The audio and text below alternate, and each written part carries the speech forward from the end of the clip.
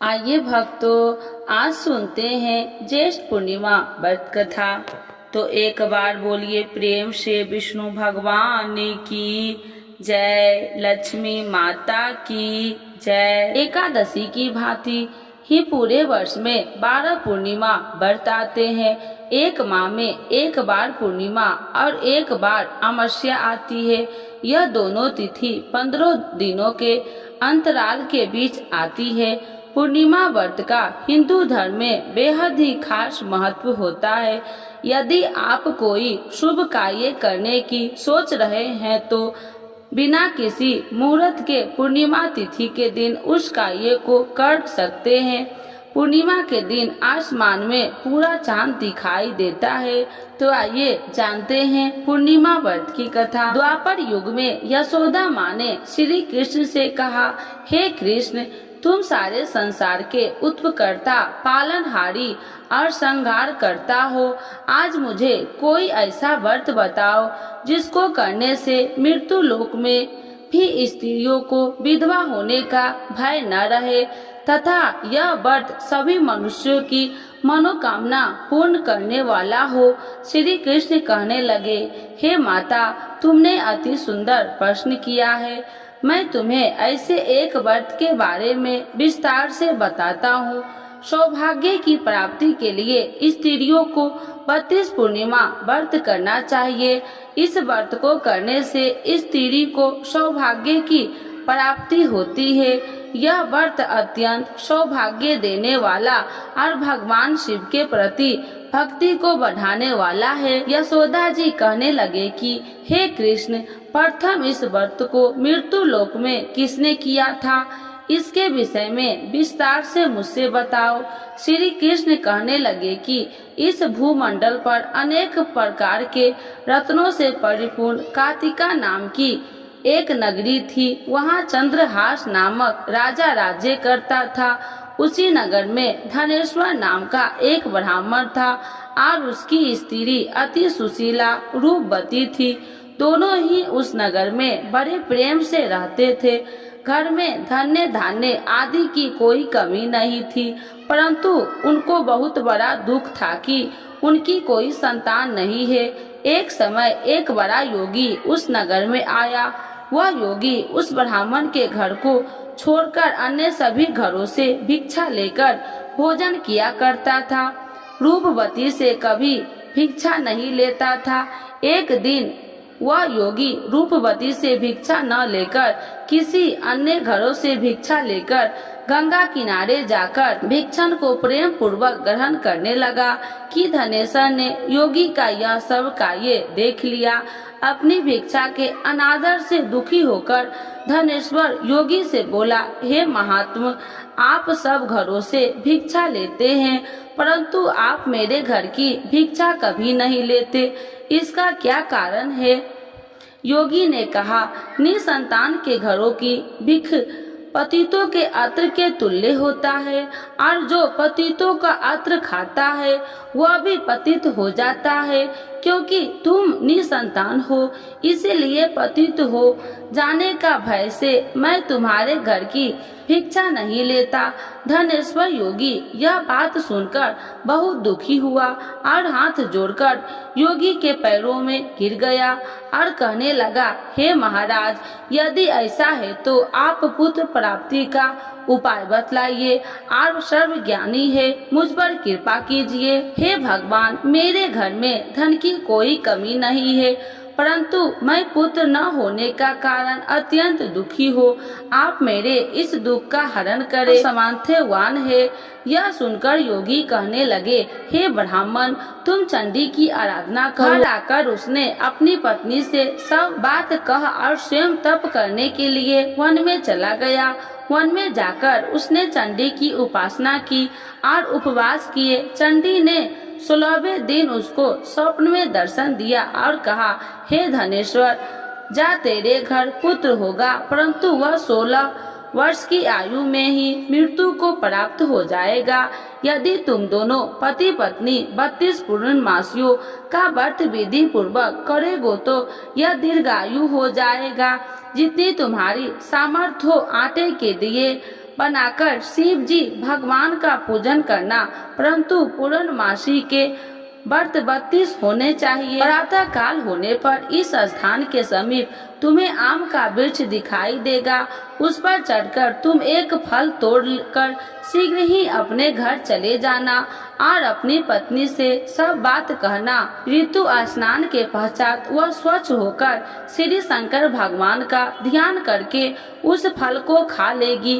शंकर भगवान की कृपा से उसको गर्भ हो जाएगा। जब वह ब्राह्मण प्रातः काल उठा तो उसने एक स्थान के पास ही आम का वृक्ष देखा, जिस पर एक अत्यंत सुंदर आम का फल लगा हुआ था। उस ब्राह्मण ने उस आम के वृक्ष पर चढ़कर फल को तोड़ने की प्रयत्न किया, परंतु वृक्ष पर कई बार प्रयत्न करने पर भी वह चढ़ नहीं पाया। तब उस ब्राह्मण को बहुत चिंता हुई। तब विघ्न विनाशक श्री गणेश भगवान की वंदना करने लगा। हे दया निधान, अपने भक्तों के विघ्नों का नाश करने के, उनके मंगल कार्यों को करने वाले, दुष्टों का नाश करने वाले, रिद्धि सिद्धि प्रदान करने वाले, आप मुझ पर कृपा करके इतना बल दे कि मैं अपने मनोरथ को पूरा कर सकूं। इस प्रकार श्री गणेश जी की प्रार्थना करने पर उनकी कृपा से धनेश्वर वृक्ष पर चढ़ गया और उसने सुंदर आम के फलों को तोड़ लिया। और धनेश्वर ने सोचा, जो वरदान से फल मिला है वह यही है और कोई फल तो दिखाई नहीं दे रहा। उस धनेश्वर ब्राह्मण ने जल्दी से घर जाकर अपनी पत्नी को वह फल दे दिया और उसकी पत्नी ने अपने पति के कहे अनुसार उस फल को खा लिया और वह गर्भवती हो गई। देवी जी की असीम कृपा से उससे एक अत्यंत सुंदर पुत्र पैदा हुआ, जिसका नाम उन्होंने देवी दास रखा।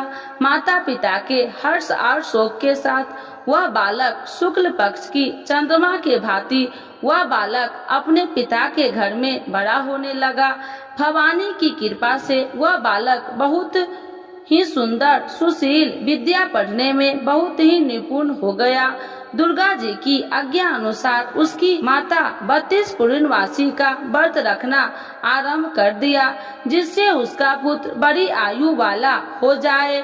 16 वर्ष लगते ही देवी दास के माता पिता को बड़ी चिंता हो गई कि कहीं उनके पुत्र की इस वर्ष मृत्यु न हो जाए। इसीलिए उन्होंने अपने मन में विचार किया कि यदि यह दुर्घटना उनके सामने हो गई तो वह कैसे सहन करेंगे। इसीलिए उन्होंने देवी दास के मामा को बुलाया और कहा, हमारी एक बहुत बड़ी इच्छा है कि देवी दास 1 वर्ष तक काशी में जाकर विद्या अध्ययन करे और उसको अकेला भी कभी नहीं छोड़ना चाहिए। इसीलिए साथ में तुम चले जाओ और 1 वर्ष के पश्चात इसको वापस ले आना। सब प्रबंध करके उसके माता पिता ने काशी जाने के लिए देवी दास को एक घोड़े पर बैठाकर उसके मामा के साथ भेज दिया, परंतु यह बात उसके मामा या किसी और से नहीं बताई। धनेश्वर तथा उसकी पत्नी ने अपने पुत्र की मंगल कामना दीर्घायु के लिए भगवती दुर्गा की आराधना और पूर्णमासियों का व्रत करना आरंभ कर दिया।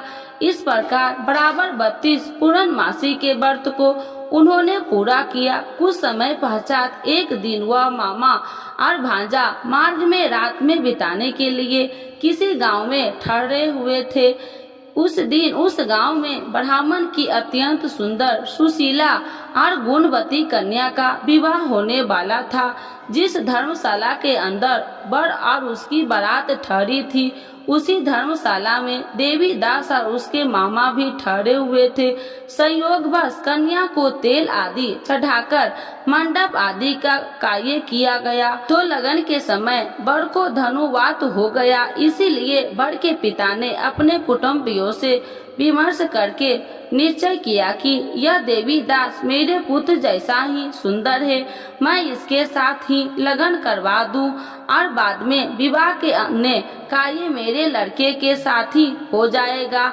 ऐसा सोचकर देवी दास के मामा से जाकर बोला कि तुम थोड़ी देर के लिए अपना भांजा हमें दे दो, जिससे विवाह के लगन का सब कार्य सुचारू रूप से हो सके।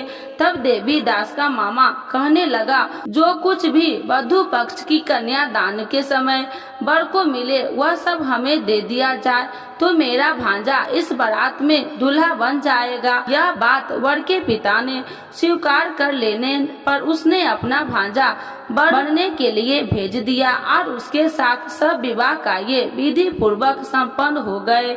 पत्नी के साथ वह भोजन करने लगा तो अपने मन में सोचने लगा कि न जाने यह किसकी स्त्री होगी। वह एकांत में यही सोच सोचकर अपने कर्म श्वास छोड़ने लगा और उसकी आंखों से आंसू भी आ गए। तब लड़की ने पूछा, क्या बात है, आप इतने उदासीन व दुखी क्यों हो रहे हैं? तब उसने सब बात जेवर के पिता और उसके मामा के हुई थी लड़की को बता दी। तब कन्या कहने लगा कि यह ब्राह्मण विवाह के विपरीत कैसे हो सकता है? देव ब्राह्मण और अग्नि के सामने मैंने आपको ही अपना पति माना है, इसीलिए आप ही मेरे पति हैं। मैं आपकी ही पत्नी रहूंगी, अन्य किसी की कदापि नहीं। देवी दास ने कहा, ऐसा मत करिए, क्योंकि मेरी आयु बहुत कम है। मेरे पश्चात आपकी क्या गति होगी, इन बातों को अच्छी तरह विचार कर लो। परंतु वह दृढ़ विचार वाली कन्या थी। वह बोली, जो आपकी गति होगी वह मेरी गति होगी। स्वामी, आप उठिए और भोजन कीजिए, आप निश्चय ही भूखे होंगे। तब देवी दास और उसकी पत्नी ने भोजन किया तथा शेष रात्रि वह सोते रहे। प्रातः काल देवी दास ने अपनी पत्नी को 3 नागों से जड़ी हुई एक अंगूठी दे दी, एक रुमाल दिया और बोला, हे प्रिय, इसे लो और संकेत समझकर स्थिर चित हो जाओ। मेरा मरण और जीवन जानने के लिए एक पुष्ट वाटिका बना लो, उसमें सुगंधित वाली एक नववालिका लगाओ, उसको प्रतिदिन जल से सिंचा करो और आनंद के साथ खेलो कूदो और उत्सव मनाओ। जिस समय और जिस दिन मेरा मृत्यु होगा यह फूल सूख जाएगा और जब वह फिर से हरे हो जाएंगे तो समझ लेना मैं जीवित हूँ। यह बात निश्चय करके समझ लेना, उसने कोई भी संशय नहीं है। इतना कहकर देवी दास वहाँ से चला गया। प्रातः काल होते ही वहाँ पर गाजे बाजे बजने लगा और जिस समय विवाह कार्य समाप्त करने के लिए वर तथा सब बाराती मंडप में आए तो कन्या ने वर को भली प्रकार से देखकर अपने पिता से कहा, यह मेरा पति नहीं है, मेरा पति वही है जिसके साथ रात्रि में मेरा पानी ग्रहण हुआ था, इसके साथ मेरा विवाह नहीं हुआ। यदि वह वही पुरुष है तो बताइए कि मैंने इसको क्या दी। वधू पक्ष और कन्या पक्ष कन्या दान के समय जो आभूषण आदि दिए गए थे वो दिखाइए तथा रात में क्या गुप्त बातें मैंने इनसे कही वह सब सुनाइए। पिता ने उसके कहे अनुसार वर को बुलाया। कन्या की यह सब बातें सुनकर वह कहने लगे, मैं कुछ भी नहीं जानता। इसके पश्चात लज्जित होकर वह अपना सा मुंह बनाकर चला गया और सारी बात भी अपमानित होकर वहां से लौट गई। भगवान श्री कृष्ण बोले, हे माता, इस प्रकार देवी दास काशी विद्या अध्ययन के लिए चला गया। जब वह कुछ समय बीत गया तो काल से प्रेरित होकर एक सर्प रात्रि के समय उसको डसने के लिए वहां पर आया। उस विस्तार के प्रभाव से उसके शयन का स्थान चारों ओर से विष की ज्वाला से विषैले हो गया, परंतु व्रत के प्रभाव से उसको काट नहीं पाया, क्योंकि पहले ही उसकी माता ने 32 पूर्णमासी का व्रत रखा था। इसके बाद मध्याह्न के समय स्वयं काल वहां आया और उसके शरीर से प्राण को निकालने का प्रयत्न करने लगा, जिससे वह मूर्छित होकर पृथ्वी पर गिर गया। उसी समय माता पार्वती के साथ भगवान शंकर वहां आ गए। उसको मूर्छित दशा में देखकर माता पार्वती जी ने शंकर जी से प्रार्थना की, हे महाराज, इस बालक की माता ने पहले ही 32 पूर्णिमा का व्रत पूरा किया था, जिसके प्रभाव से आप इसको प्राण दान दे। भवानी के कहने पर भक्त वत्सल भगवान शिव जी ने उसको प्राण दान दे दिया। इस व्रत के प्रभाव से काल को भी पीछे हटना पड़ा और देवी दास स्वयं होकर बैठ गया। उधर उसकी पत्नी उसके काल की परीक्षा किया करती थी। जब उसने देखा उस पुष्प वाटिका में पुष्प कुछ भी नहीं है तो उसको अत्यंत आश्चर्य हुआ, लेकिन जब वह जैसे ही हरी भरी हो गई तो वह जान गई कि सब उसका पति ठीक ठाक है, वह जीवित हो गया है। यह देखकर वह बहुत प्रसन्न हो उठी। अपने पिता से कहने लगे कि पिताजी, मेरा पति जीवित है, आप उनको ढूंढिए। जब 16 वर्ष व्यतीत हो गया तो देवी दास भी अपने मामा के साथ काशी से चल दिया। इधर उसके ससुराल उसको ढूंढने के लिए अपने घर से जाने वाले ही थे कि वहां दोनों मामा और भांजा वहां पर आ गए। उनका आया हुआ देखकर उनके ससुर को बहुत प्रसन्नता हुई। उन्हें अपने घर ले गए। उस समय नगर के निवासी भी वहां इकट्ठे हो गए। निश्चय किया कि अभ्यास ही इसी बालक के साथ कन्या का विवाह हुआ था। उस बालक को कन्या ने जब देखा तो पहचान लिया कि यह तो वही है जो संकेत करके गया था। तब उपरांत सब कहने लगे कि भला हुआ यह आ गया है, और सब नगरवासी ने आनंद मनाया। कुछ दिन बाद देवी दास ने अपनी पत्नी और मामा के अपने ससुराल के घर से बहुत सारे उपहार लेकर अपने माता पिता की घर की तरफ प्रस्थान किया। जब वह अपने गांव के निकट पहुंच गए तो कई लोगों से उसे देखकर उसके माता पिता को पहले ही खबर दे दी कि तुम्हारा पुत्र देवी दास अपनी पत्नी और मामा के सहित आ रहे हैं। ऐसा समाचार सुनकर माता पिता को विश्वास नहीं हुआ, परंतु जब और लोगों ने भी आकर यही बात उनसे बताई तो उनको बड़ा आश्चर्य हुआ। लेकिन थोड़ी देर में देवी दास ने आकर अपने माता पिता के चरणों में अपना सर रखकर प्रणाम किया और उसकी अपनी पत्नी ने अपने सास ससुर के चरणों को स्पर्श किया तो माता पिता ने अपने पुत्र और पुत्र वधू को हृदय से लगा लिया और दोनों की आंखों में प्रेम अश्रु बह चले। अपने पुत्र और पुत्र वधू के आने की खुशी में धनेश्वर ने बड़ा ही भारी उत्सव किया और ब्राह्मणों को दान दक्षिणा देकर प्रसन्न किया। श्री कृष्ण भगवान कहने लगे कि इस प्रकार धनेश्वर 32 पूर्णमासी के व्रत के प्रभाव से पुत्रवान हो गया। जो भी स्त्री 32 पूर्णमासी के व्रत को करती है वे जन्म जन्मांतर के वैधव्य का दुख नहीं भोगती और सदैव सौभाग्यवती रहती है। तो एक बार बोलिए प्रेम से विष्णु भगवान की जय, लक्ष्मी माता की जय। पूर्णिमा व्रत के लाभ। किसी भी उपासक द्वारा पूर्णिमा व्रत करने से भगवान श्री विष्णु प्रसन्न होते हैं। पूर्णिमा व्रत करने वाले उपासक को जल्द ही संतान प्राप्ति होती है और संतान की दीर्घायु प्राप्त होता है। पूरी श्रद्धा से पूर्णिमा का व्रत करने से गृह कलेश दूर होते हैं। पूर्णिमा के व्रत करने से स्त्रियां सौभाग्यवती का वर प्राप्त होता है। इस व्रत को करने से मानसिक और शारीरिक कष्ट दूर होते हैं। पूर्णिमा का व्रत करने से मनुष्य की सभी प्रकार की मनोकामना पूरी होती है। जो भी उपासक पूर्णिमा का व्रत रखता है उस पर भगवान विष्णु और चंद्रमा की विशेष कृपा सदैव बनी रहती है। यह व्रत करने से आर्थिक परेशानी भी दूर होती है। पूर्णिमा व्रत की पूजा विधि। पूर्णिमा के दिन सुबह नहाकर स्वच्छ कपड़े पहने, जिसके बाद घर के मंदिर को अच्छे तरह से साफ कर गंगा जल छिड़काव करे। भगवान श्री विष्णु की मूर्ति पर हल्दी का तिलक लगाना चाहिए। भगवान श्री विष्णु के साथ माता लक्ष्मी का पूजन अवश्य तौर पर करना चाहिए। भगवान श्री विष्णु के समक्ष घी का दीपक जलाए, पुष्प चढ़ाए। रात को चंद्र उदय होने के बाद चंद्रमा को जल अर्पित करे। पूर्णिमा के व्रत किसकी पूजा करनी चाहिए? पूर्णिमा के व्रत में विष्णु भगवान की पूजा करनी चाहिए। पूर्णिमा के व्रत कितने करने चाहिए? पूर्णिमा के 32 व्रत करने का संकल्प लेना चाहिए। पूर्णिमा के दिन क्या नहीं खाना चाहिए? पूर्णिमा के दिन प्याज लहसुन नहीं खाना चाहिए। तो एक बार बोलिए प्रेम से कृष्ण भगवान की जय, विष्णु भगवान की जय, लक्ष्मी माता की जय। ज्येष्ठ पूर्णिमा 2024 21 जून या 22 जून को ज्येष्ठ मास की पूर्णिमा।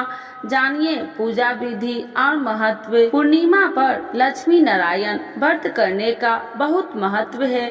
भगवान विष्णु की पूजा करने से सभी शारीरिक दुखों का नाश होता है और सुखों की प्राप्ति होती है।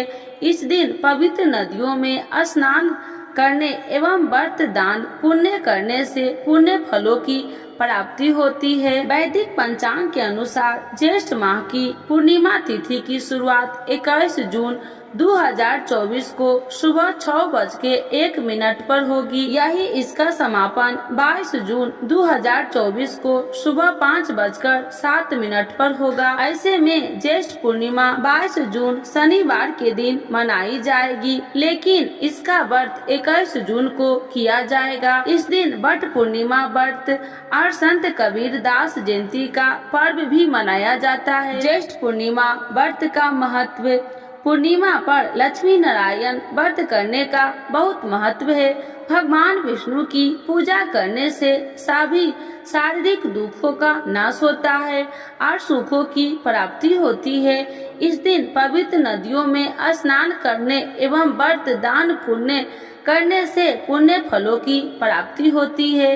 इस दौरान चंद्रमा से जुड़ी चीजों का दान करने से कई तरह के लाभ प्राप्त होते हैं। आप सफेद वस्त्र, शक्कर, चावल, दही या फिर चांदी का दान कर सकते हैं।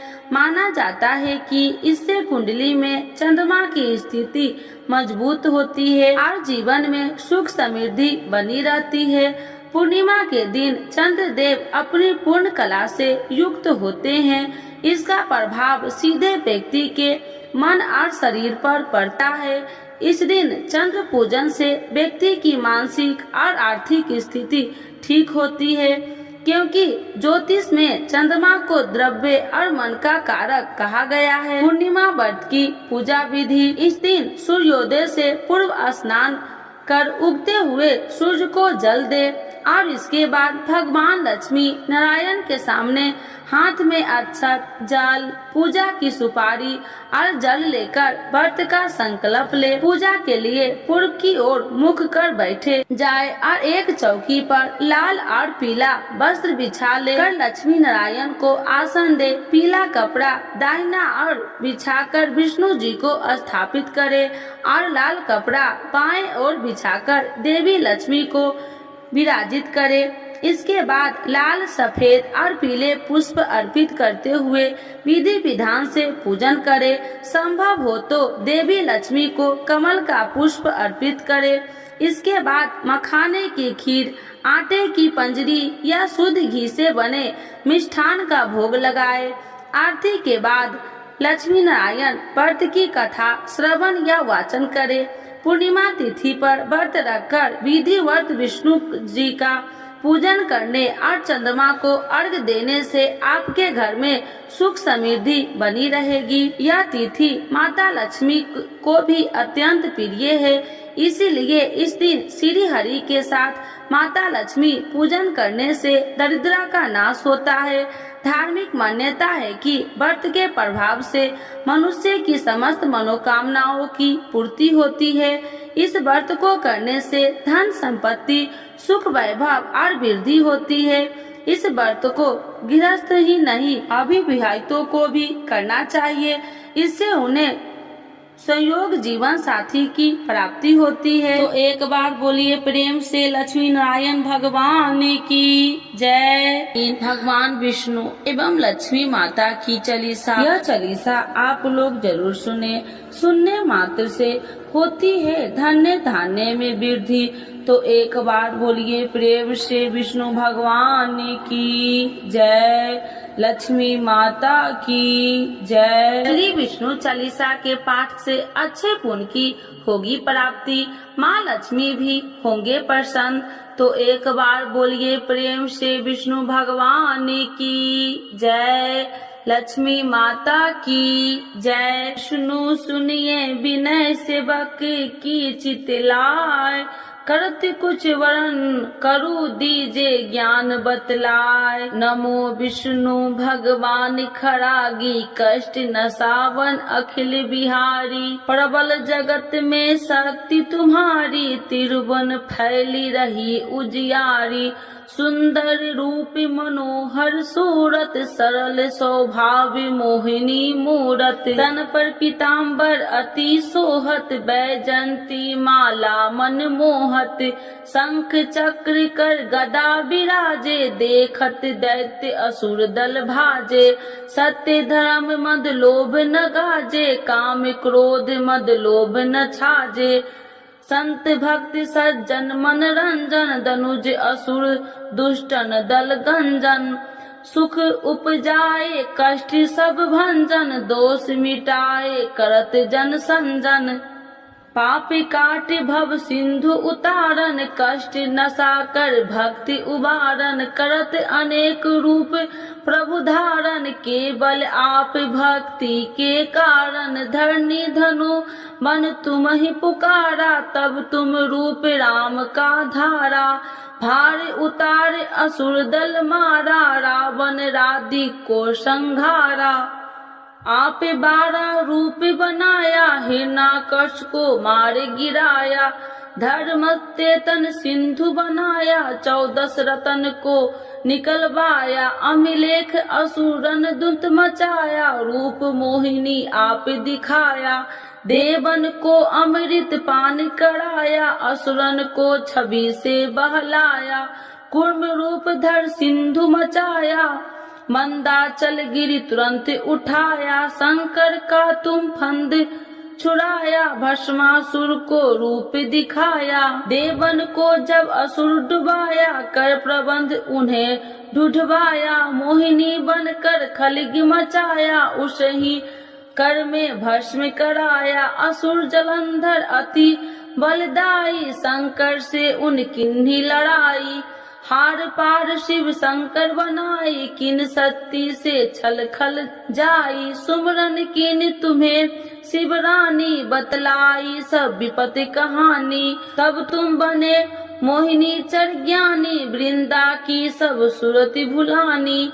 देखत 3 दनुज सौतानी, वृंदा आए तुम्हें लपटानी। हो स्पर्श धर्म क्षतिमानी, अन्ना असुर उज्जीव सौतानी। तुमने ध्रुव प्रहलाद उबारे, हिरण्याकश को आदि के खल मारे। गानिका और आज मिल तारे, बहुत भक्त सब सिंधु उतारे। हरहु शंकर संताप हमारे, कृपा करहु हरि सृजनहा अरे। देखो मैं निज दरस तुम्हारे, दिन बंधु भक्त हितकारे। चाहता आपका सेवक दर्शन, करहु दया अपनी मधु सूदन। जानू नहीं योग्य जब पूजन, होय यज्ञ स्तुति अनुमोदन। शील दया संतोष सुलक्षण, विपत्ति नहीं व्रत बोध विलक्षण। करहु आपका किस विधि पूजन, कुमति विलोक होत दुख भीषण। करहु प्रणाम कौन विधु सुमरन, कौन भांति मैं करहु समरन। सुर मुनि कहत सदा सेवकाई, हर्षित रहत परम गति पाई। दीनन दुखित नर सदा सहाई, निर्जन जान लेव अपनाई, पाप दोष संताप नसावो, भव बंधन से मुक्ति कराओ, सुत संपत्ति दे सुख उपजाओ, निज चरण का दास बनाओ, निगम सदा ये विनय सुनाबे, पढ़े सुने जो जन सुख पावे। तो एक बार बोलिए प्रेम से श्री विष्णु भगवान की जय, लक्ष्मी माता की जय। मातु लक्ष्मी करी कृपा, करो हृदय में वास, मनोकामना सिद्ध करी परहु मेरी आस, यही मोर अरदास हाथ जोड़ विनती करूं, सब विधि करूं सुबास, जय जननी जगदम्बिका।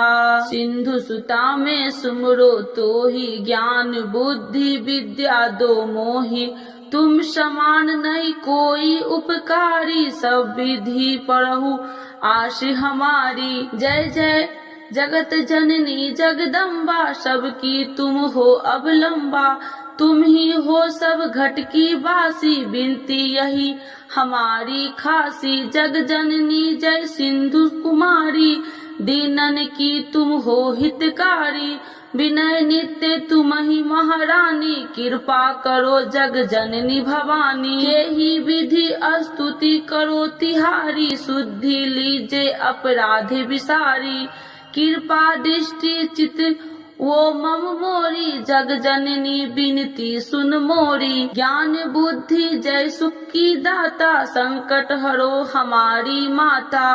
क्षीर सिंधु जब विष्णु मथायो, 64 रतन सिंधु में पायो, 64 रतन में तुम सुखकारी, सेवा कियो प्रभु बने दासी। जब जब जन्म जहाँ प्रभु लिन्हा, रूप बदलता सेवा किन्हा, शेम विष्णु जब नर तनु धारा, ले ही अपराधिपुरी अवतारा, तब तुम प्रकट जनकपुर माही, सेवा कियो हृदय पुल काही, अपनाया तो ही अंतर्यामी, विश्व विदित त्रिभुवन की स्वामी, तुम सब प्रबल शक्ति नहीं आनी, कह लो महिमा कहो बखानी, मम कर्म वचन करे सेवकाई, मन इच्छित वंचित फल पाई, तजी छल कपट और चतुराई, पूजहि विधि भक्ति मन लाही, और हाल में कहूँ बुझाई, जो यह पाठ करे मन लाई,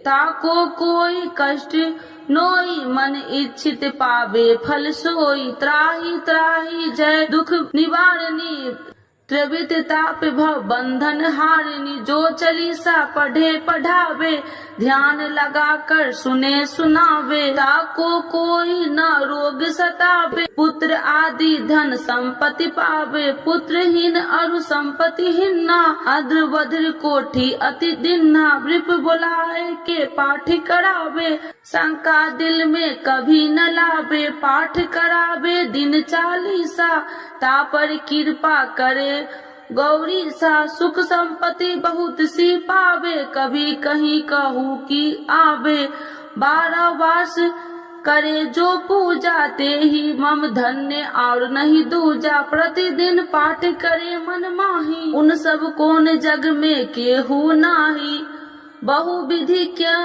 मैं करूँ बड़ाई, ले परीक्षा ध्यान लगाई, करे विश्वास करे व्रत नेमा, होए सिद्धि उपजय उर प्रेमा। जय जय जय लक्ष्मी भवानी, सब में व्यापति हो गुण खानी, तुमरो तेज प्रबल जग माही, तुम सब को दयालु कहु नाही, मोहि अनाथ के शुद्धि अब लीजे, संकट काटी भक्ति मोहि दीजे, भूल चूक कर क्षमा हमारी, दर्शन देजे सदा निहारी, बिन दर्शन व्याकुल हितकारी, तुम ही अक्षत दुख सहेत भारी, नहीं मोहि ज्ञान बुद्धि है तन में, सब जानत हो आपने मन में, रूप चतुर्भुज करके धारण, कष्ट मोर अब करहु निवारण, के ही प्रकार में करूँ बड़ाई, ज्ञान बुद्धि मोहि नहीं अधिकारी, त्राहि त्राहि दुख हारनी, करो बेगी सब त्रास। जयति जयति जय लक्ष्मी माँ, करो शत्रुओं को नाश। रामदास धरि ध्यान नित, विनय करत कर जोर। मातु लक्ष्मी दास पर, करू दया की कोर। तो एक बार बोलिए प्रेम से लक्ष्मी माता की जय, विष्णु भगवान की।